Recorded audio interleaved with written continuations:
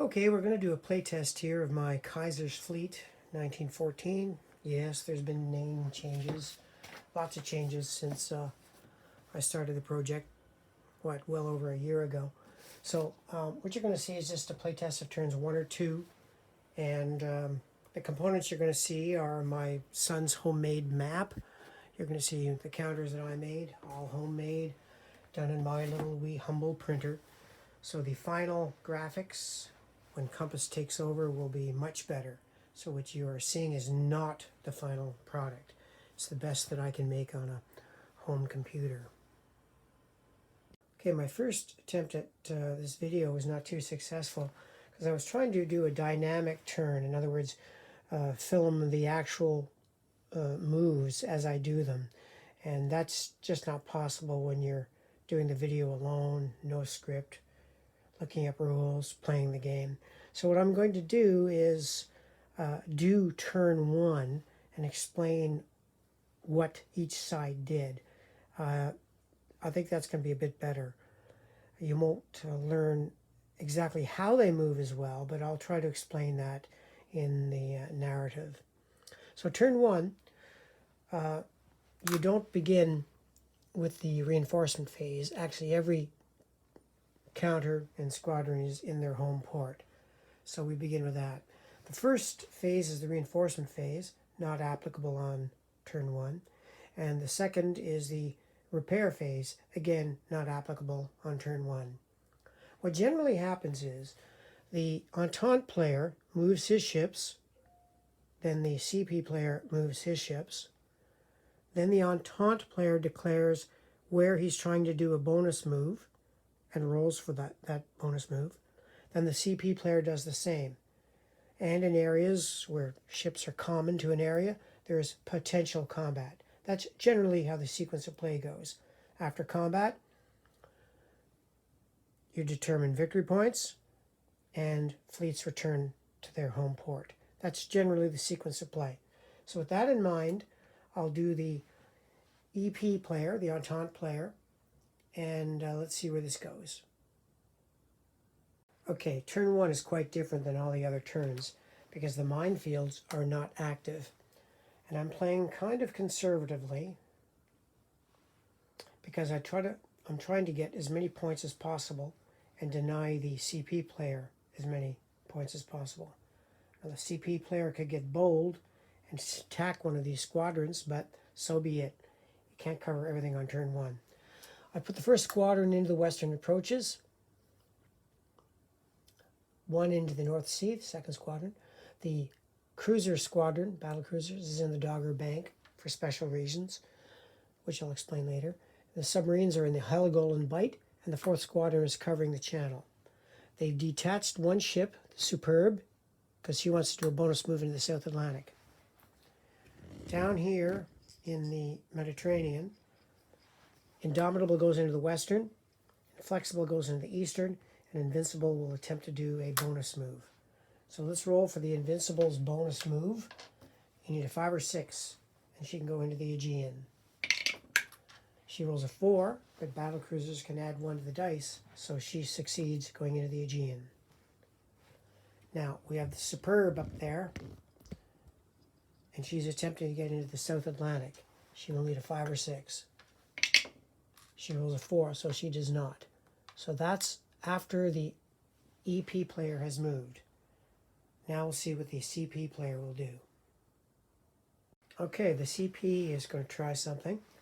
It's common sense to go into the Baltic on turn 1, especially when it's free and you get 3 points. So I've moved the 2nd squadron, which is the pre-dreadnoughts, which aren't any good anyway, into the Baltic. The Goeben is not going to go to Turkey and convert to the Yavuz Selim. She's going to stay active in the Mediterranean. We'll see what she can do. We tilt them to show that the ship is going to attempt a bonus move. She's going to attempt a bonus move into, I guess it doesn't really matter. She goes into the Aegean, the Eastern, and the Western won't matter because she's going to fight the same ships. Or she could stay in the Adriatic and just get a point. That actually might be the best thing to do. Well, I did tilt them, which means you're supposed to try. So, okay, she's going to try to go into the Eastern Mediterranean. Now, these 3 squadrons are going to try to go into the Dogger Bank. So, we'll try the 3rd squadron first. Roll. 3rd squadron does not go. The 1st squadron will try. He does go into the Dogger Bank. And the scouting squadron will try, adding 1. And they make it. Aha. So we've got an interesting situation here in the Dogger Bank area. And Goben gets a 4, adding 1, 5. She goes into the Eastern Mediterranean. So we've got some combat right on turn 1. So that's interesting. Let's see how combat works. Okay, Goben versus Inflexible will be a fairly easy battle. Goben's rolling 3 dice. Inflexible is rolling 2. What does Goben roll? She rolls 4, 1, 3. No good. You need 6s in this game to get a hit. Inflexible rolls. She rolls a 5 and a 1. So that's round 1 is over. If a player wants to break off combat, or rather disengage, the CP player declares first. But he decides to tough it out and decides he's going to fight it out. The British Navy, in the Royal Navy tradition, will fight it out also. Let's see what they roll. 1, 2. Goben rolls this. Flexible rolls that. No one's got a hit. Well, going for broke, might as well go to the 3rd round. 3rd round, Goben and Flexible fire at each other. Still no hits. Okay, so when that occurs, the combat is over. And both parties stay in the Eastern Mediterranean, which ultimately means nobody will get the points there. I should have pointed out that before the Inflexible and the Goben came to combat, they were supposed to roll on the engagement table. Had they rolled a 0 result, there would have been no combat. But that's irrelevant. They did meet, and there was a combat. So now we're going to resolve this larger conflict, which places the 1st Squadron and the Scouting Squadron against the 3rd Battle Cruiser Squadron. Now, in this case, each side rolls on the engagement table to see how many squadrons actually engage. Let's see how that goes. Now, in the engagement table, it's a 2 dice system. If you want to engage, you want to roll high. And if you don't want to engage, you kind of want to roll low. Now, in this case, the CP outnumbers the 3rd BC by 2 to 1, so it's going to want to roll high. Rolls 2 dice, and that's an 8. And that says that they can engage with 2 squadrons. So both squadrons have perhaps sighted the 3rd Battle Cruiser Squadron. The British will roll, and they want to get a low number, 2 through 4, which is 0. They roll, and they get a 10. No good. So we are having an engagement. The Scout and the 1st Squadron versus the 3rd Battle Squadron. Now, I haven't made a battle board yet for the game, so I'll just set it up here at the edge. Now, this battle is grossly imbalanced against the EP player with its Scouting Squadron. Now, I've made some changes from the original War at Sea. It's just not possible for every one of these ships to bring their guns to bear against such a squadron. So I've got a rule that when you outnumber an enemy squadron, only 1 extra ship at the end of the line is allowed to fire.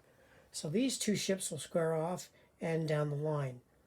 Let's see how the round 1 battle goes. And I'll put the markers down after each ship is fired. Prince Royal against Helgoland, Lion against Nassau, and so on. Now, I've got a rule whereby the EP player must set up his strongest ship to his right, and the CP player sets up his strongest ship to his left. Now, for the purposes of the video, I'm going to put the counters right up. But if you were playing against an opponent, the counters would look something like that. Your opponent would be looking at his counters, and so on. But for the video, we'll just leave it like this. But the EP player won't want to stick around after the first round, I'm pretty sure of that. But you never know. Lady Luck is fickle. Let's see what the results are after the first round. Okay, that's the situation after round 1 of fire. Now, all things considered, the British didn't do all that bad. but it would be very foolish for them to stick around. I would say that ultimately they're going to be defeated by this squadron. There's just no way they can win. Now, granted, the Dogger Bank area is quite important to the British. You'd be giving up the 3 points to the CP player. But at this stage of the game, turn 1, it would be foolish to lose your battle fleet. So they're going to pull a disengagement maneuver. Now, when you disengage, you're allowed to have one more round of combat with one big difference. Each ship fires one die only at the other ship. So let's see what happens after we do the pursuit fire. Now, the pursuit fire was rather ineffective, neither side getting a single hit. So, this is the side that withdrew. So you take the ships and you put them in their home port, Great Britain. Now, this isn't a rule, it's just a good game convention and something to do. Makes the game a lot tidier. Place your ships that have the hit markers on Great Britain, and the ships that survive the battle, just put them in their squadrons on the order of appearance cards. Makes the game a lot neater and cuts down on the counter clutter.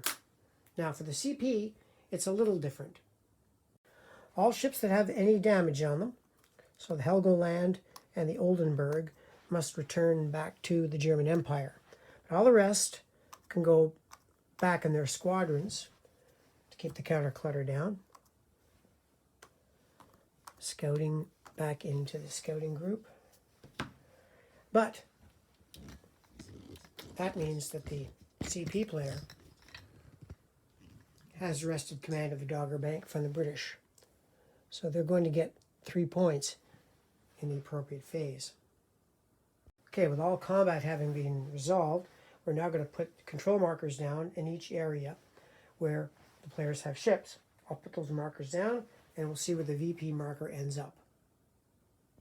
Oh, one thing we forgot. We have to do the U-boat and the submarine combat.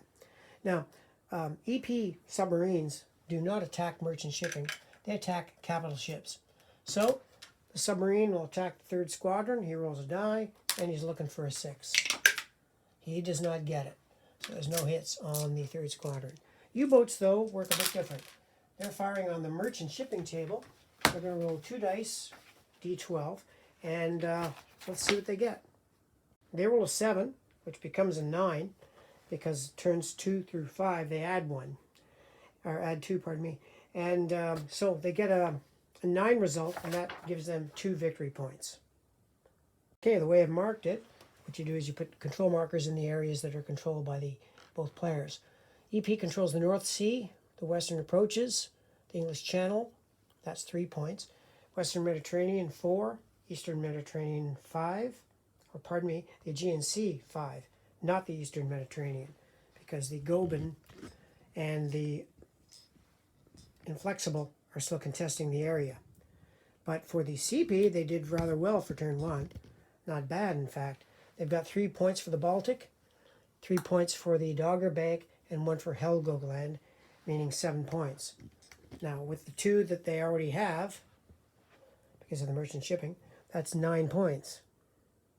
Okay, we have to take off what the EP player has. And that was, what, 5? 1, 2, 3, 4, 5. Right. So, it's down here. Plus 4 for the CP. So that's the net total. So at a glance, you can always tell with the control marker which side is winning. So the CP are off to a nice start, but that doesn't mean a thing. After the points are scored, all ships return to their home ports. So Goeben back to the Austro-Hungarian Empire, Inflexible back to Malta, Invincible back to Malta. Indomitable could go to Gibraltar or Malta. I'll ever go back to Gibraltar. And these return home to the German Empire. These return home to Great Britain. And he goes back into the 4th Squadron. And the 2nd Squadron goes back. And the submarines go back. So you reset everything. Now, you can remove the control markers just to reduce counter clutter, because once they're marked, you're okay to take them off. And you can see how I changed the map here. That's why this is a different color. So that really ends the first turn, because repair is done at the beginning of the second turn. So that's a typical turn 1 opening, not the best maybe, but typical. Now turn 2 is radically different than turn 1. For one thing, a whole mess of new ships comes in, more Entente powers begin to play, and the minefields that were ignored on turn 1 are now very much back in the game. So that's the end of turn 1.